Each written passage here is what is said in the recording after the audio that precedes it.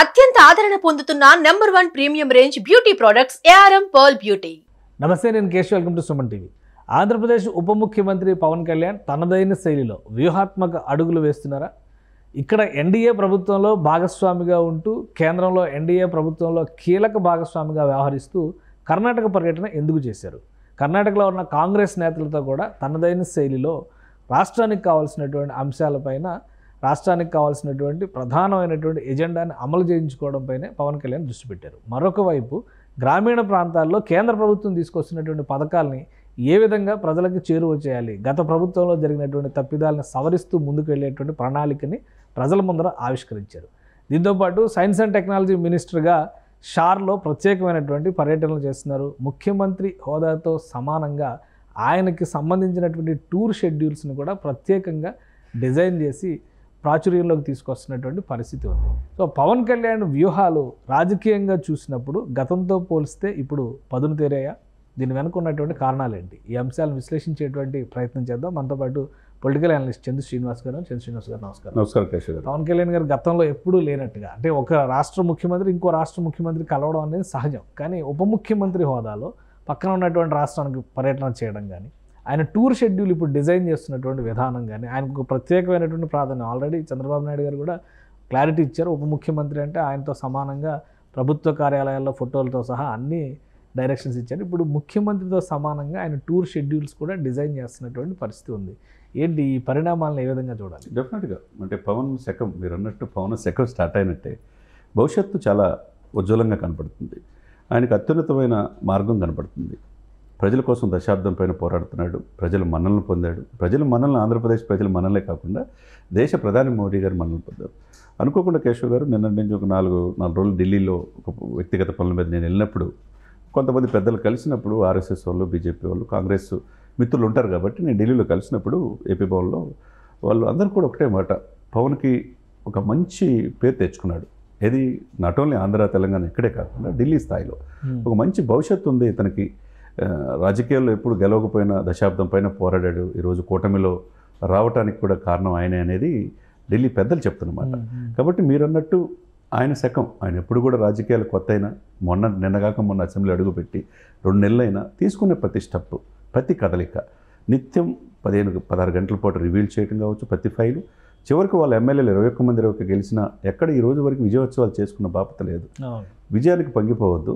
ఎక్కడో అవతల వాళ్ళని, ఒకవేళ ప్రధాన ప్రతిపక్ష హోదా కోల్పోయిన వాళ్ళని వ్యక్తిగతంగా దాడులకు దిగవద్దు అని చెప్పన్నాడు. ఆ మాటలో వెళ్తున్నాడు తప్పితే తను వ్యక్తిగతంగా విమర్శించి, తన అననాని మాటలని, తనను రాజకీయాల్లో ఈ దేశంలో ఎవరిని విమర్శించినట్టుగా ఆయన అన్నారు.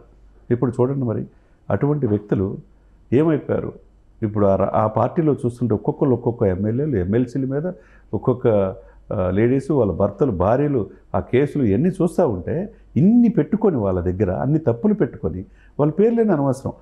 విశాఖపట్నం కానించి అంతమంది ఎమ్మెల్యేలు, మాజీ ఎమ్మెల్యేలు, తాజా ఎమ్మెల్యేలు, మాజీ ఎంపీలు, వీళ్ళందరూ కూడా ఇన్ని తప్పులు చేసి చివరికి మొన్న ఈ మధ్య కూడా ఒక ఎమ్మెల్యే ఇంట్లో పనిచేసే అమ్మాయి పట్ల ఇంత వీళ్ళ తప్పులు దాచిపెట్టుకొని ఆయన అనరాని మాటలని వ్యక్తిగతంగా తల్లిని, భార్యల్ని, పిల్లలను కూడా దూషించిన ఈ వ్యక్తులు ఎక్కడ ఈ రోజు వరకు ఒక మాట అన్నాడండి పవన్?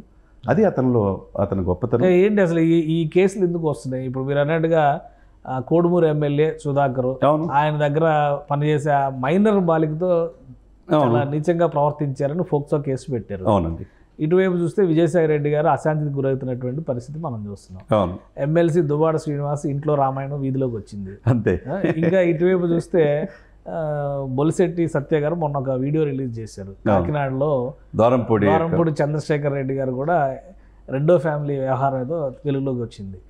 ఏంటి ఇవన్నీ కూడా ఉద్దేశపూరితంగా వైసీపీ నేతలను టార్గెట్ చేస్తూ కూటమి నాయకులు సృష్టిస్తున్న కథనాలు ఇవన్నీ. ఇప్పుడు వీళ్ళంతా కలిపి గత ప్రభుత్వంలో ఈ కూటమి కలవకూడదు, పవన్ చంద్రబాబు కలవకూడదు, ఈ కూటమి కలిస్తే ఇబ్బంది అనే ఉద్దేశంతో వ్యక్తిగతంగా ఇచ్చేసి గ్యాప్ చేయాలని ప్రయత్నం చేశారు. కానీ ఒకే ఒక ఇదితో ఓటు చెల్లకుండా రాజకీయం చేద్దామని పవన్ స్ట్రాటజీతో ముందుకెళ్ళాడు.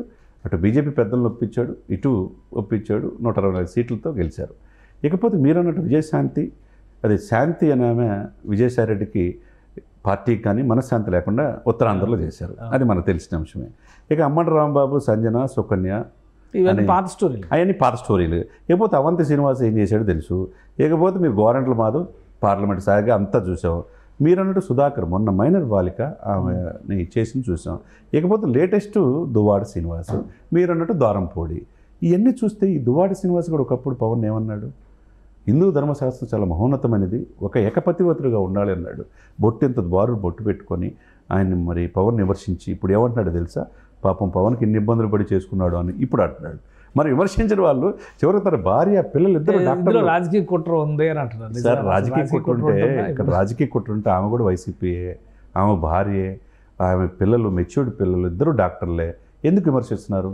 అవతల ఆమె ఒక కారేమో 160-150 స్పీడ్తో పోయి కారు గుద్దేసేసేసి ఆమె చేస్తుంది. ఇవన్నీ ఏంటంటే ఆంధ్రప్రదేశ్ ప్రజలకు ఇది కాదు సార్ కేశవ్ గారు కావాల్సింది.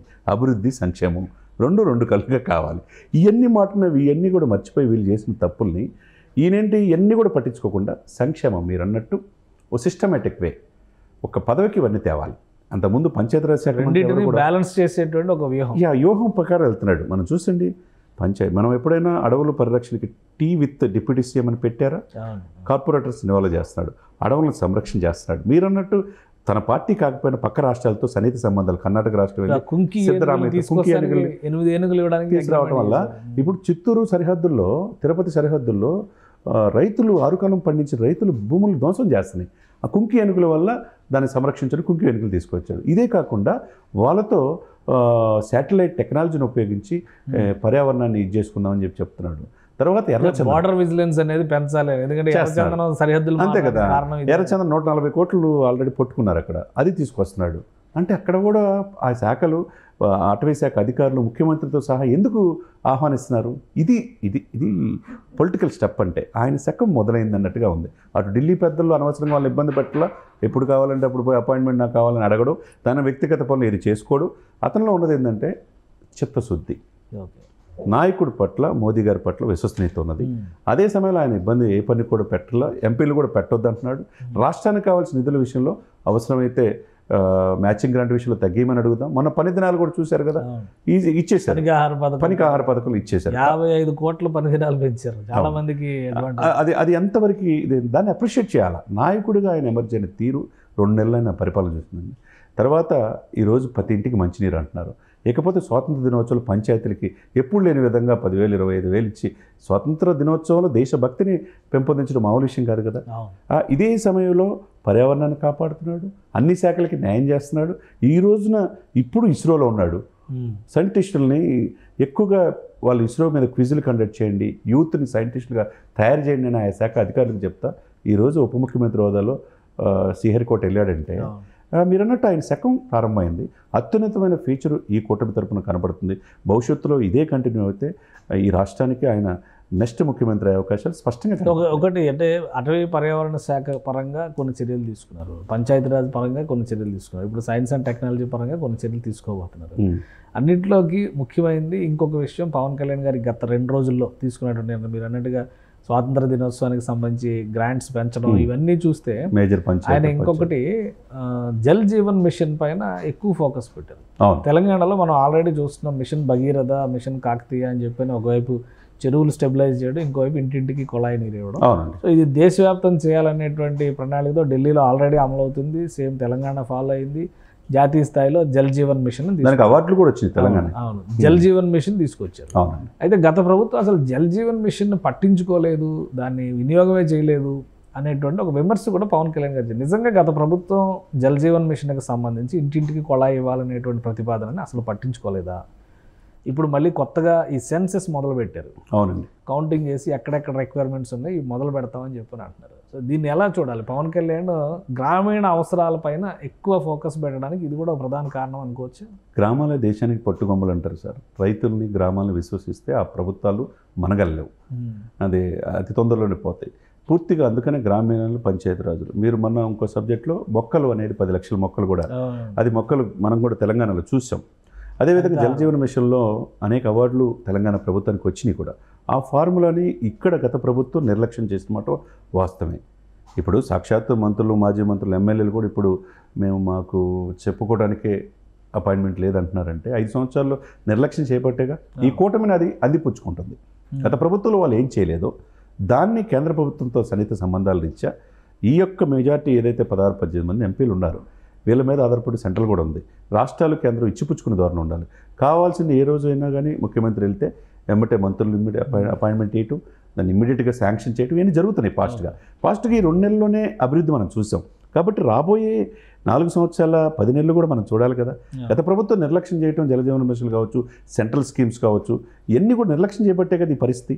కాబట్టి డైవర్ట్ చేయకుండా దేనికి దానికి కావాల్సిన నిధుల్ని ఈ ప్రభుత్వం స్పష్టంగా ఈ కూటమి ఒకే బాటలో బీజేపీ కావచ్చు, జనసేన కావచ్చు, టీడీపీ కావచ్చు, ముగ్గురు కలిసి వెళ్తున్నారు. కాబట్టి ఈరోజు మంచి రిజల్ట్ ఆంధ్రప్రదేశ్ ప్రజలు చూస్తున్నారు. రైట్, థ్యాంక్ యూ చంద్ర శ్రీనివాస్ గారు, మీ అభిప్రాయం తెలియజేస్తుంది. ఇది పవన్ కళ్యాణ్ వ్యూహాత్మకంగా ఒక్కొక్క అడుగు వేస్తూ, ఒక్కొక్క ఇటుగా పేరుస్తూ తన రాజకీయ భవిష్యత్తును కూడా నిర్మించుకుంటున్నటువంటి పరిస్థితి కనిపిస్తుంది. కేంద్ర ప్రభుత్వం ఇచ్చినటువంటి పథకాలని రాష్ట్రంలో సమర్థంగా అమలు చేయడం, రాష్ట్ర ప్రజల అవసరాలకు అనుగుణమైనటువంటి విధానాలని అమల్లోకి తీసుకురావడం, ఈ క్రమంలో కూటమిని సమన్వయం చేసుకోవడంలో పవన్ కళ్యాణ్ అనుసరిస్తున్నటువంటి విధానం ఖచ్చితంగా అందరి ప్రశంసలు అందుకుంటుందని చంద్ర శ్రీనివాస్ గారు వివరిస్తున్నారు. ఇది స్పెషల్ డిస్కషన్.